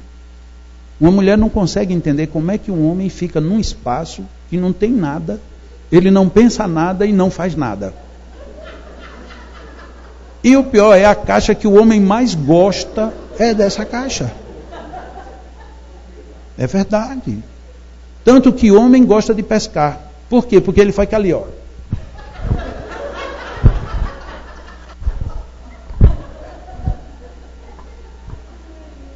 O homem gosta de controle remoto. Por quê? Porque ele fica ali, ó. O que é que você está assistindo? Nada. Ele está na caixa do vazio. Essa caixa é indevassável. Como é complicado, né, a gente viver por isso. Como é que a gente vai entender uma pessoa na caixa do vazio? E a mulher é interligada. Aí você imagina o homem, ele está pensando em qualquer... que ele nunca tem uma caixa que raramente ele visita. Por isso é que ele tem tanto pavor quando fala. É a caixa da sogra.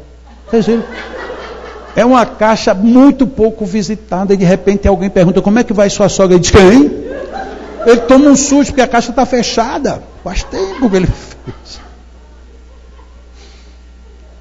Meu Deus do céu, o que eu tenho a ver? Nada com o magnetismo disso que eu estou falando. Tem nada a ver, né? Mas vocês pensam que não tem, é porque tinha gente que já estava com a cabeça cheia de coisas. Desvazia um pouco para caber mais um pouquinho. Isso é recurso didático. Quando eu uso esses momentos assim, é por duas funções. A primeira é para a gente poder abrir mesmo espaço, porque tecnicamente nenhuma palestra deveria ser mais do que 45 minutos. A gente está usando 1h30, o dobro. Para eu usar o dobro, eu tenho que arejar o cérebro, senão não fica nada. E nada como uma descontração, né? A gente pensar no outro de uma forma livre. Né? Porque a gente sempre pensa no outro, mas sempre preso. Essa é uma forma livre. Porque na hora que eu falei essa história do homem e da mulher, nenhuma mulher se lembrou de nenhum homem objetivo.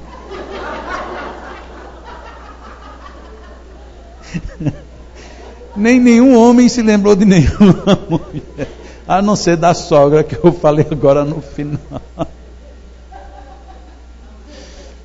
Ah, meu Deus do céu. Então a gente dá uma arejada, né? A gente sai, de repente a gente saiu da sala, todo mundo foi em algum lugar, viu alguma situação.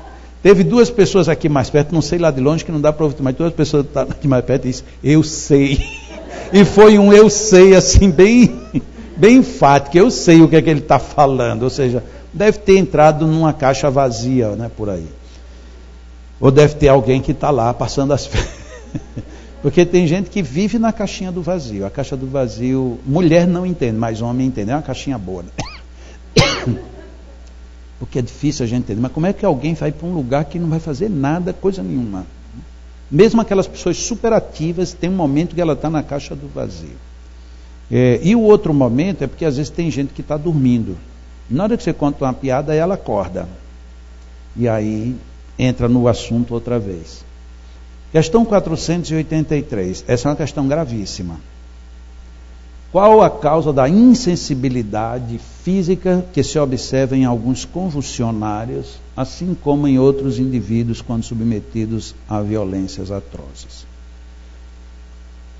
Olha que pergunta. Allan Kardec, na época, ele lidava com um fenômeno muito comum chamado convulsionários, ou os convulsivos. A convulsão, que é diferente do sentido que a gente tem hoje. O sentido de convulsão daquela época era, para usar a terminologia de hoje, uma pessoa estava aqui e surtava. Outra pessoa ia ajudar, quando se aproximava, surtava também. O outro chegava, surtava, e aí começava todo mundo a entrar em surto, que era chamado de convulsão. Esses surtos, muitas vezes as pessoas começavam a se debater, caíam, se jogavam e se feriam de formas, às vezes, muito violentas.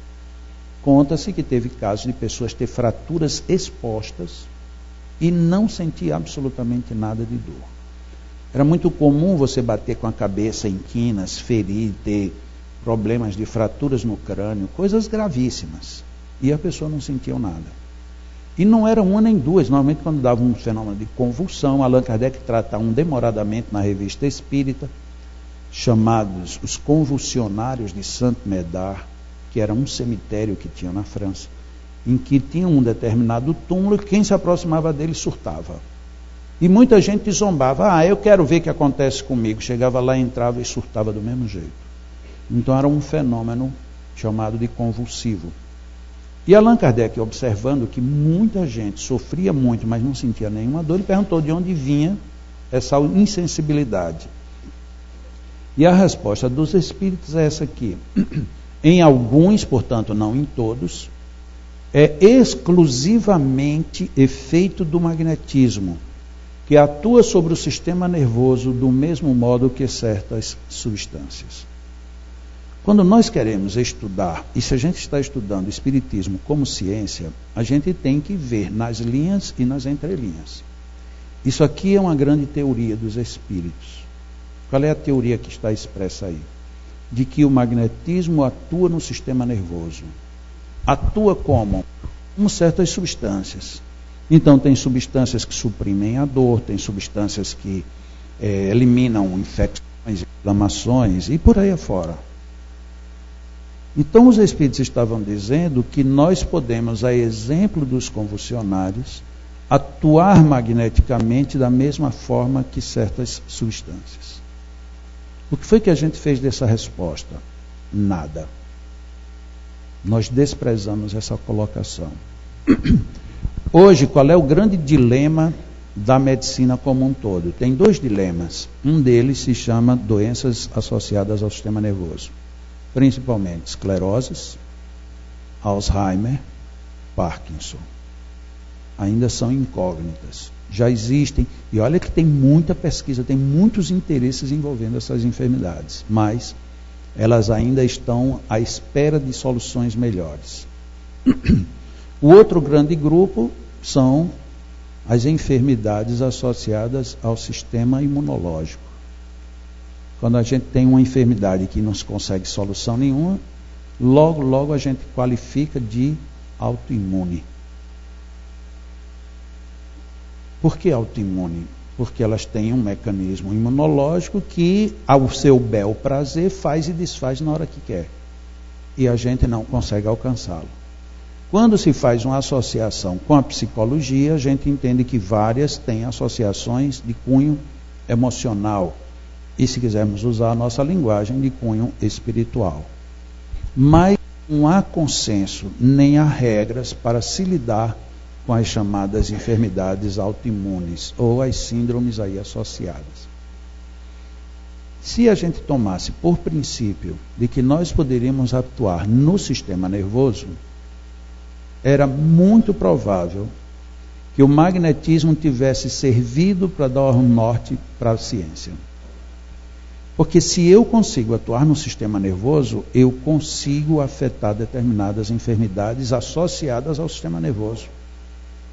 Por exemplo, ontem eu falei da esclerose lateral amiotrófica, que nós já temos, quando eu digo nós, não necessariamente o nosso grupo, mas nós, os magnetizadores.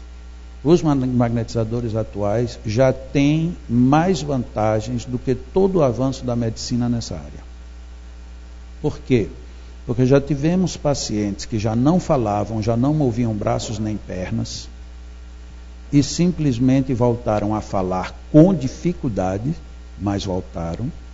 E voltaram, teve um que voltou a andar de muletas, depois das pernas terem praticamente parado.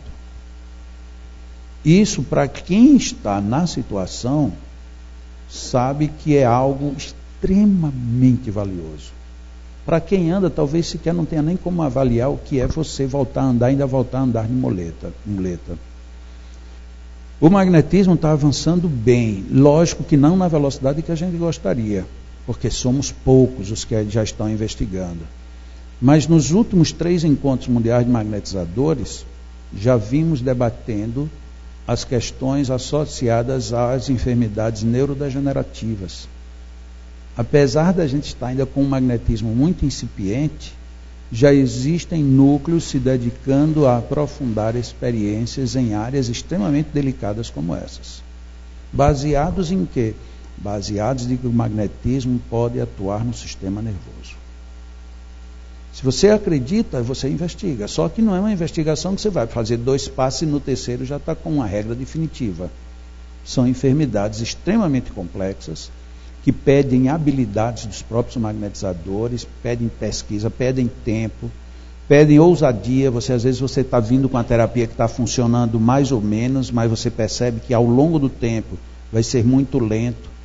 E como você não tem todos os pacientes à sua disposição, você vai ter que mudar a linha, então você vai submeter seu paciente a uma situação que pode ser de erro.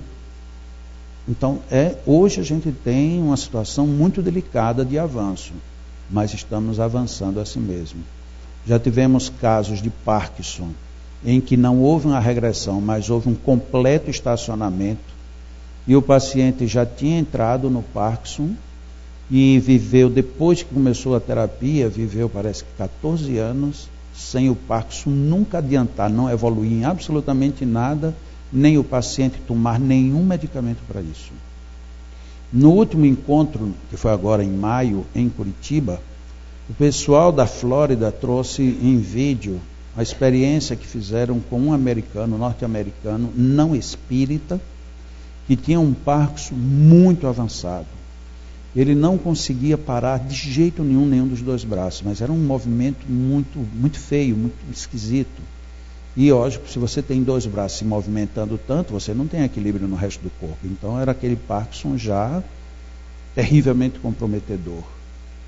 E ela demonstrando ele na maca, e ela começa a atuar magneticamente no paciente, e aí depois lá na frente a gente vai falar dá só mais um pontinho nessa conversa, e você vê depois de uns 5 minutos da aplicação do passe, os movimentos vão diminuindo, chega ao ponto de cessar, a tal ponto que ela pede que ele levante o braço, e ele levanta o braço, deixa o braço pendente aqui, deixa o braço quase tocando no corpo, mas sem tocar, e o homem faz todos os movimentos e o braço não movimenta, não tem um mínimo tremor, sem ingestão de qualquer medicamento, sem nada.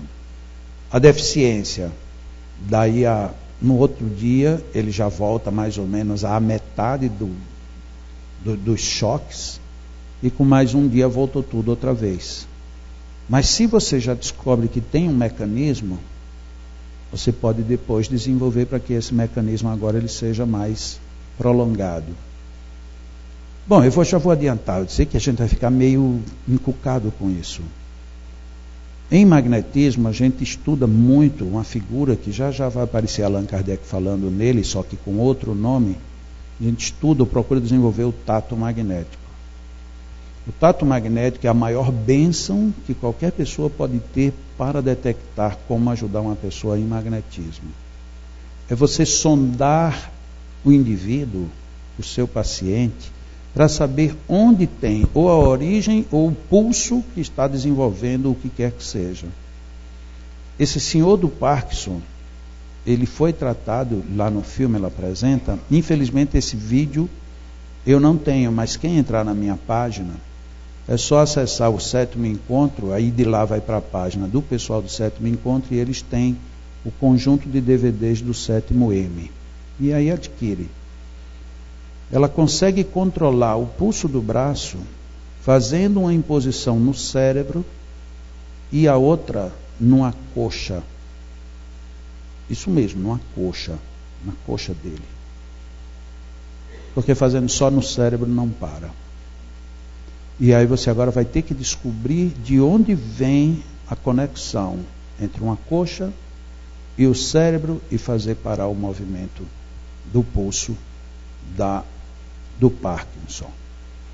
Tudo isso está associado pelo sistema nervoso.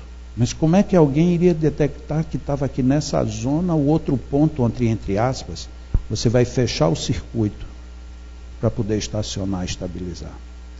Então o magnetismo ele lhe oferece agora um arsenal totalmente novo, em que a medicina nem ao menos percebe, porque ela não está investigando isso.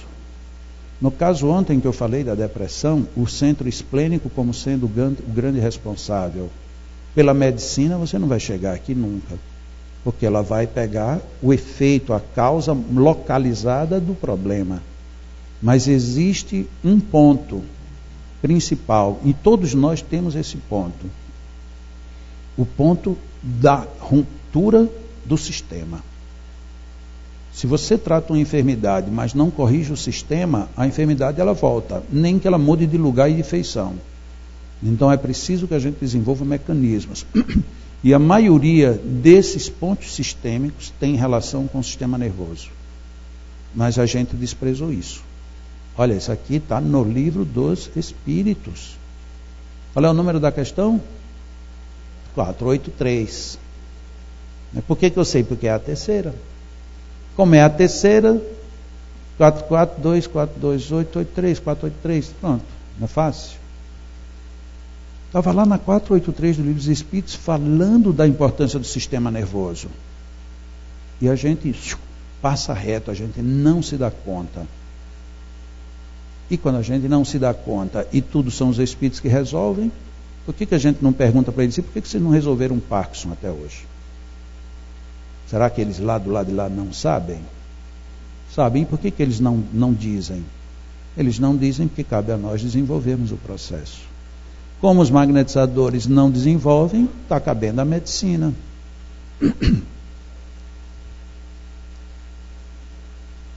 A nossa instituição é uma instituição que cuida de idosos. Nós temos 45 idosos internos. E idoso é quase que sinônimo de Alzheimer.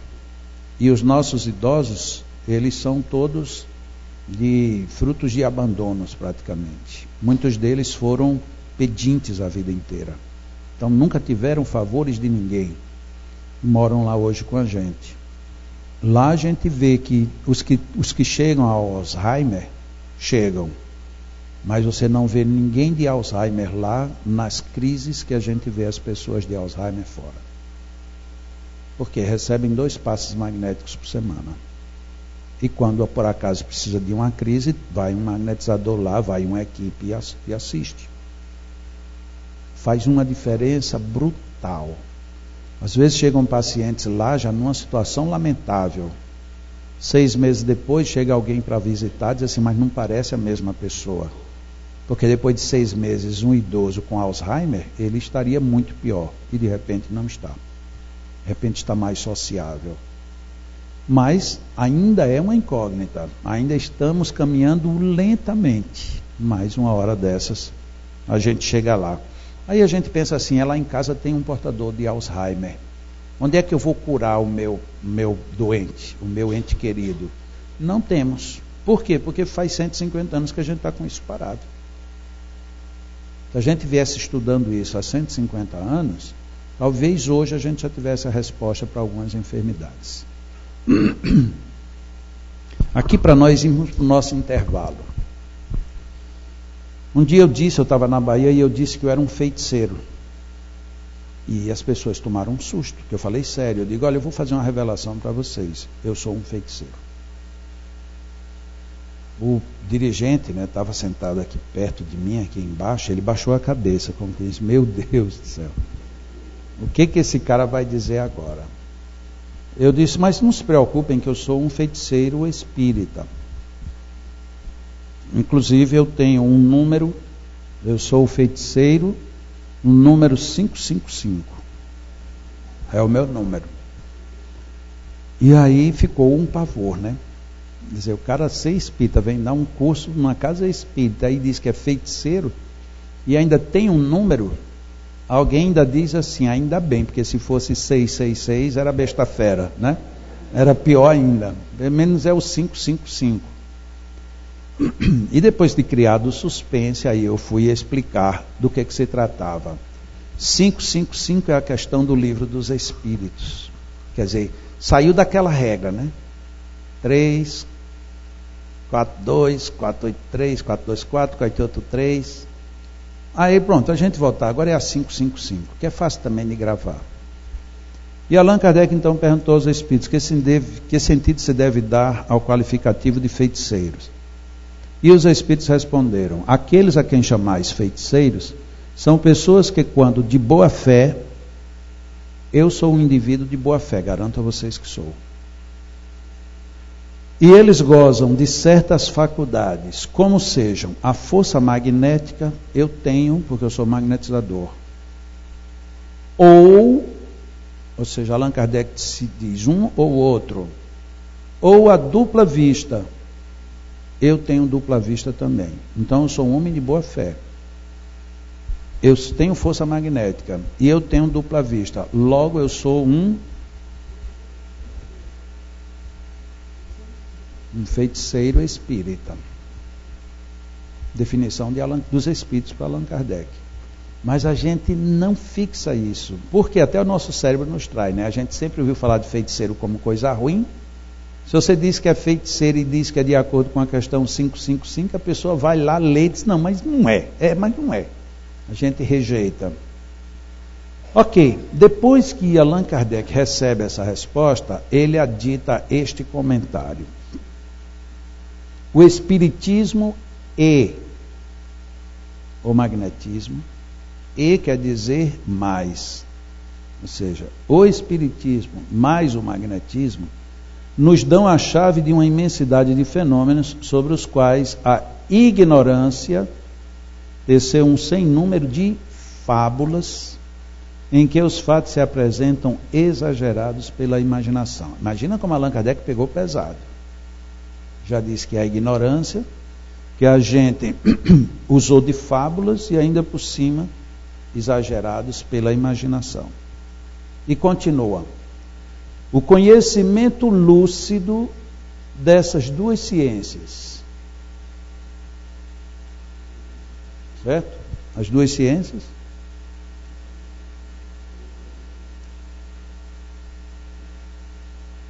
As duas ciências são.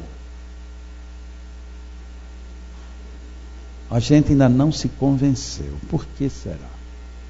O conhecimento lúcido dessas duas ciências.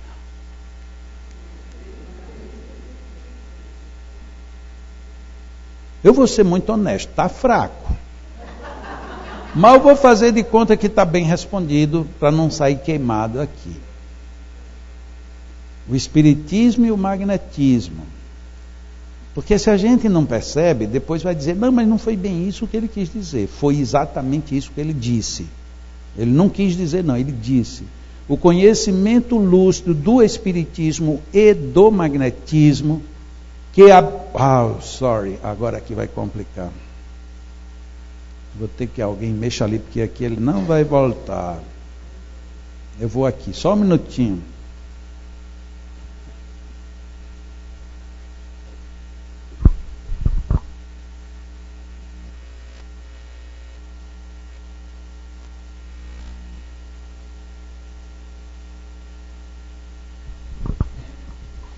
Pronto.